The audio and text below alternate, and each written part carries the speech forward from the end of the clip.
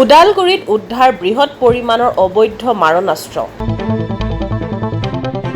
হয়, ওদালগুৰিৰ নেপালপাৰাত আৰক্ষীয়ে অভিযান চলাই উদ্ধাৰ কৰে বৃহৎ পৰিমাণৰ মাৰণাস্ত্ৰ। BTAD নিৰ্বাচনৰ পূৰ্বে আৰক্ষীৰ অভিযানত বৃহৎ পৰিমাণৰ মাৰণাস্ত্ৰ উদ্ধাৰ হোৱা ঘটনাই সৃষ্টি কৰিছে চাঞ্চল্যৰ।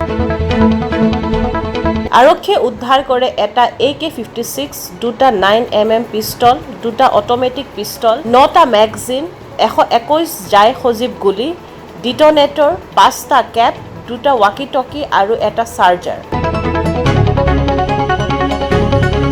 আপোনাৰ এতিয়ালৈকে AK সিৰিজ ৰাইফল আমাৰ জব্দ কৰা ওদালগুৰি জিলাতে জব্দ কৰা হৈছে 14টা AK সিৰিজৰ বিভিন্ন AK-47, AK-58 এনেকুৱা বহুত বেলেগ বেলেগ সিৰিজৰ। তাৰপিছত HK-33 ৰাইফল আছে এটা, M16 ৰাইফল আছে এটা, SLR এটা, তেনেকৈ বহুতখিনি আছে। RPG পৰ্যন্ত আছে, RPG এটা আছে না। টোটেল নাম্বাৰছটো বুলি ক'লে হাথিয়াৰ নাম্বাৰটো বহুত বেলেগ হ'ব, কাৰণ আমি সিৰিজ ৱাইজ বেলেগ বেলেগে কৰিছোঁতো।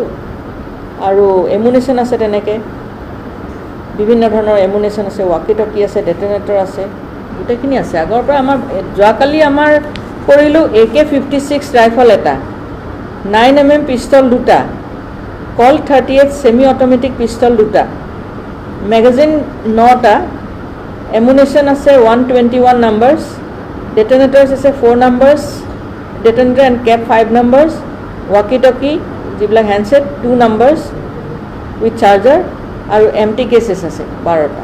এইখিনি হ'ল যোৱাকালি। তাৰ বাহিৰে তাৰ আগৰ বহুতখিনি আছে। যিহেতু 12 বাৰ অপাৰেশ্যন কৰা হৈছে, ৰিকভাৰী কৰা হৈছে, গতিকে বহুতখিনি আছে। নিৰ্বাচন বুলি ক'লে যিকোনো নিৰ্বাচনৰ আগতেই আমাৰ কিছুমান কাম কাজ আহি পৰে, বিশেষ কাম কাজ কৰিবৰ কাৰণে।